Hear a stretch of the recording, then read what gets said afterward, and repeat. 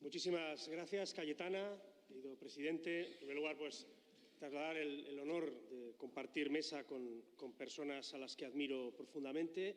Además, en una sala en la que tengo grandes amigos, compañeros durante mucho tiempo. Hay que escuchar el testimonio de Ana, luego me referiré un poquito a ello. En mi humilde opinión, una de las cosas más difíciles que hay cuando te dedicas a la política es aceptar que las cosas han cambiado radicalmente, que ya nada volverá a ser lo que era, al menos en los términos exactos en los que se construyó, y que algunas de las zonas de confort en las que estuvimos viviendo todos durante muchísimos años no van a volver.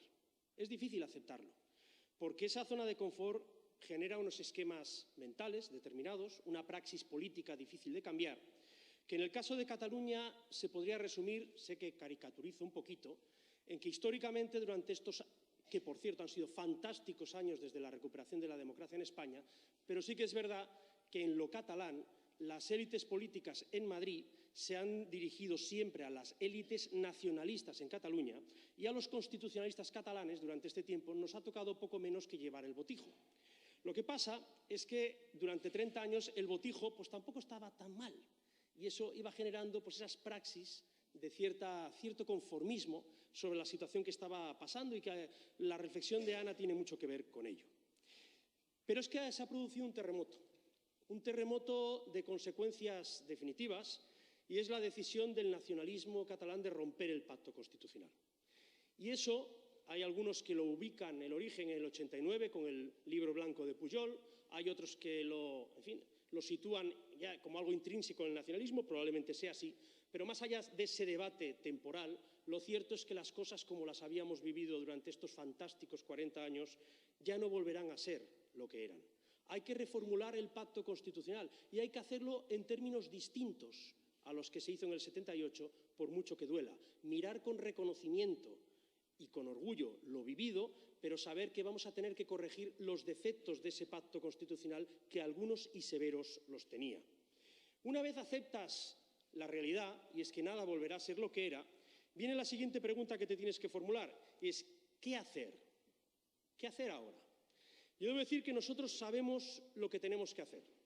Aceptamos que nada volverá a ser lo que era, y la gran pregunta que está hoy encima de la mesa es si tendremos la paciencia, el coraje y la determinación necesarias para hacerlo sin sucumbir a las sirenas identitarias o a los atajos de los alquimistas a sueldo de la demoscopia.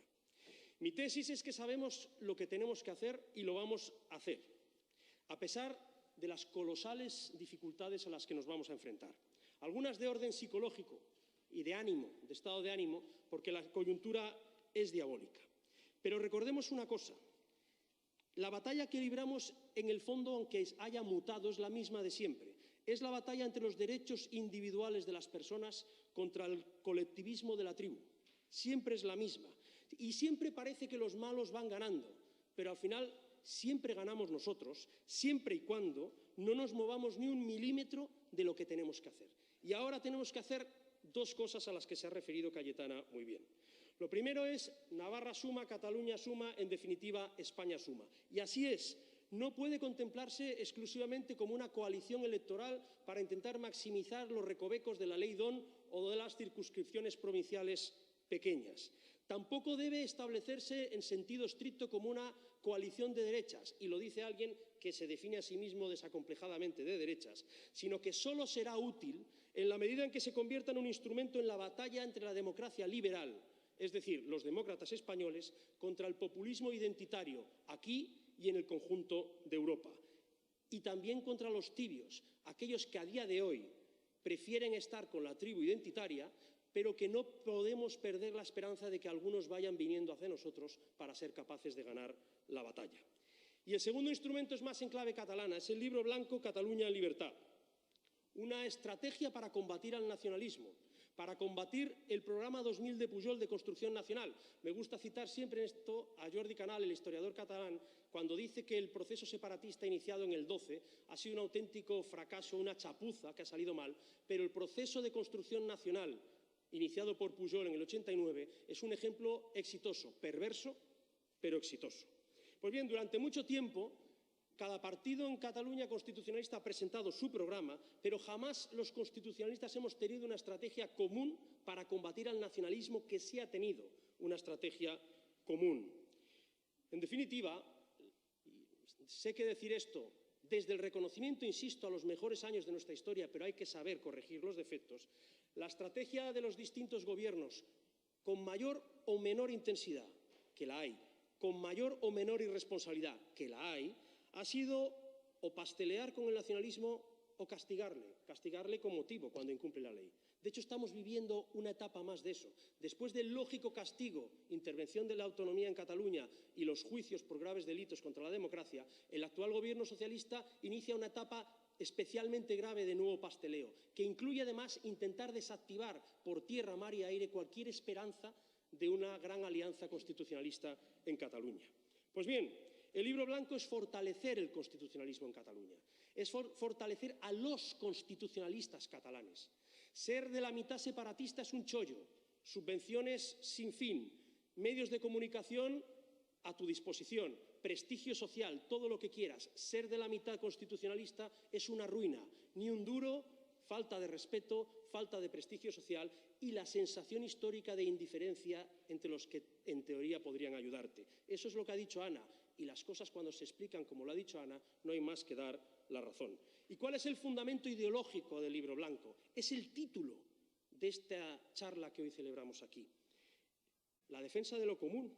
La defensa de lo común, porque España no tiene un problema hoy con su diversidad, es diversa, lo tiene con su unidad, que es distinto, con lo común, con lo que nos une. España no tiene hoy un problema global con su pluralidad, es un país plural, lo tiene con la pluralidad en dos de sus comunidades, Cataluña y País Vasco, y a ver qué pasará en Navarra. Es en esas zonas donde hay un problema de pluralidad, y hay que decirlo. La batalla de siempre, derechos individuales de las personas contra la tribu colectivista. Pues bien, para afrontar, como decía, esta tarea colosal, tenemos unos enemigos, también colosales.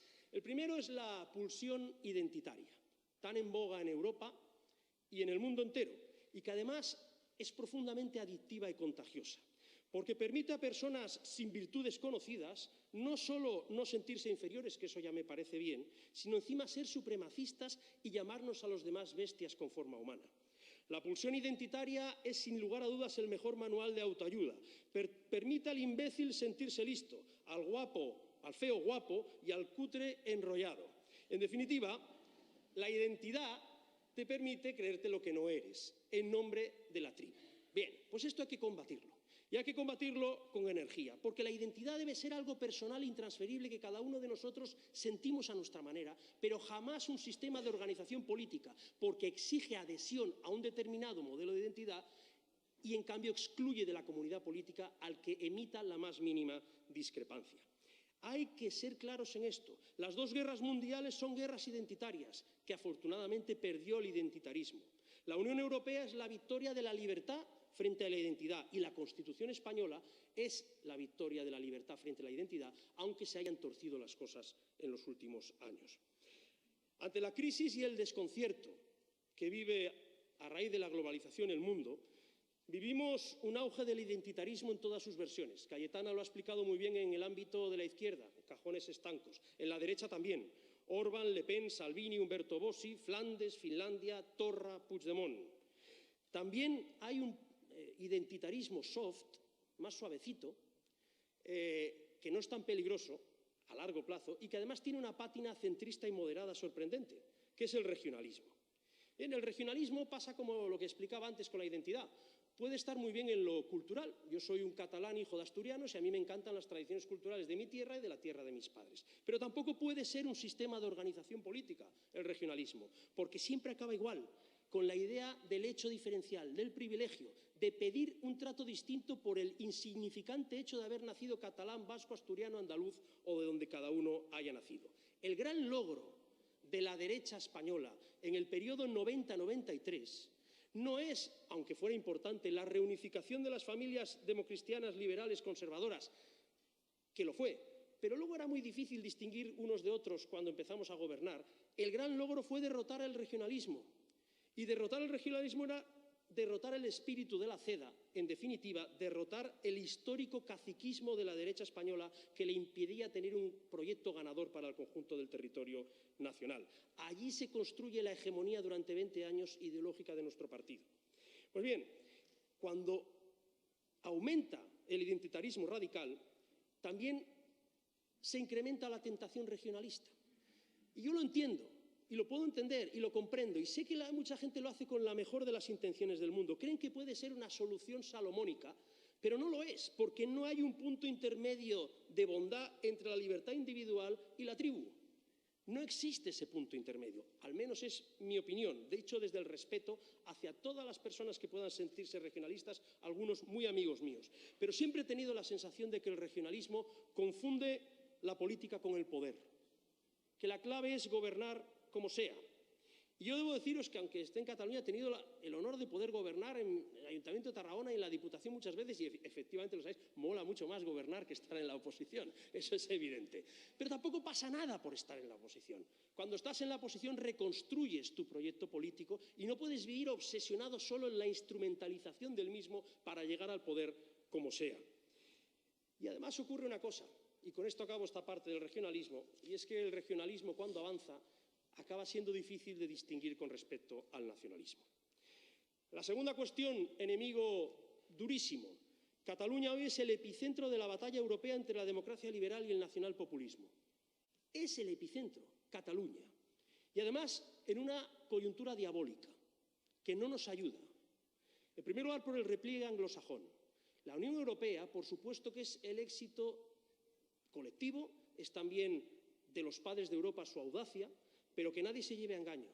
Sin el vínculo atlántico expresado a través de la OTAN, nunca habríamos tenido 50 años de paz y seguridad como hemos tenido.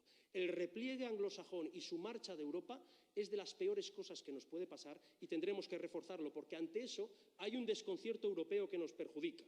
El éxito de la Unión Europea no es la identidad, como decía antes, es todo lo contrario.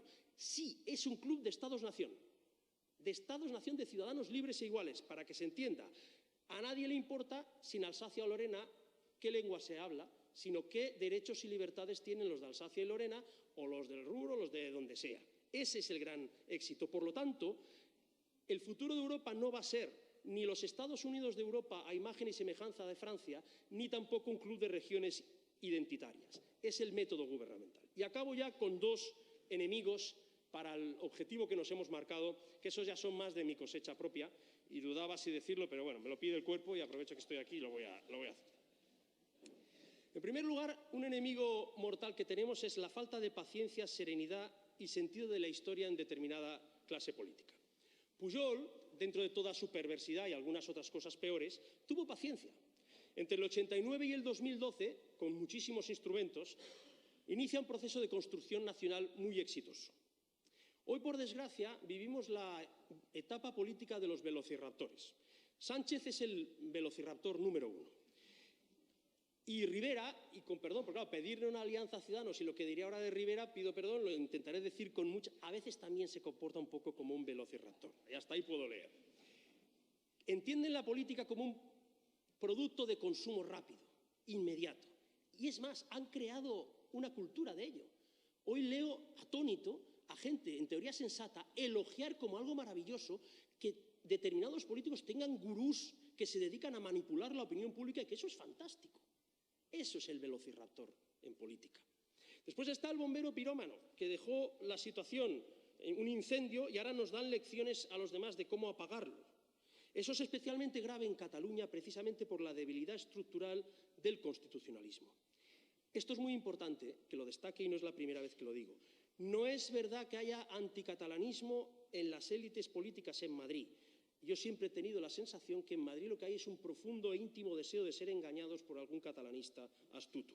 Eso es lo que hemos vivido durante muchos años. Creen que eso les da modernidad, que eso les da no sé qué pátina en concreta. Pues bien, esto tiene que cambiar, porque es una secular desconfianza respecto al constitucionalismo y a los constitucionalistas catalanes, que, como dice Ana, necesitamos que se confíe de verdad en nosotros y con paciencia, porque si no, al final, se buscan parches. Se buscan apaños con los mismos de siempre, que nadie se confunda. Todas estas operaciones de ingeniería política catalanista responden exactamente a eso. Esos son también pan para hoy y hambre para mañana. Yo estoy convencido de que eso va a cambiar. Y por eso estoy aquí. Y por eso estoy con Pablo Casado y estamos todos con Pablo Casado, porque sabemos que eso va a cambiar. Y finalmente, la perversidad de terciopelo del populismo ante la verdad. Hayek hablaba de los socialistas de todos los partidos. Parafraseando al maestro, yo hablaré de los populistas de todos los partidos. Esto le pasaba a Rosa y ahora le ocurre mucho a Cayetana, que les acusan, y por eso dudabas hablar de esto, pero es que lo voy a decir. Les acusan de prepotencia y altanería, porque según estos populistas de todos los partidos, al pueblo llano supuestamente hay que hablarle como a niños pequeños idiotas. Bien, descubriréis a un populista por una curiosa combinación de lenguaje chusco, chabacano y paradójicamente cursi y engolado. Son crueles en privado y en cambio intentan masajear al oyente con argumentos absolutamente infantiles. Pero yo me pregunto, ¿qué es más altanero? ¿Hablar a la gente como a niños incapaces de entender ideas complejas o dar lo mejor de ti mismo consciente de que todos merecen el mismo trato, vengan de donde vengan, con estudios o sin ellos, pobres o ricos, artistas, cineastas o camioneros? Yo lo tengo claro. Y por eso precisamente prefiero formar parte del club de la pedagogía que el de los velociraptores. Prefiero formar parte del club de Álvaro, de Ana, de Cayetana, de Pablo, de Rosa, al de los charlatanes de feria, egocéntricos y velociraptores también a los que nos enfrentamos. Soy consciente que después de versionar a Manolo Escobar, mi credibilidad en este argumento puede temblar un poquito, pero aún así me veo con ánimos de decir y de repetir como he empezado. Parece que vamos perdiendo, pero al final siempre ganamos y esta vez será lo mismo. Muchas gracias.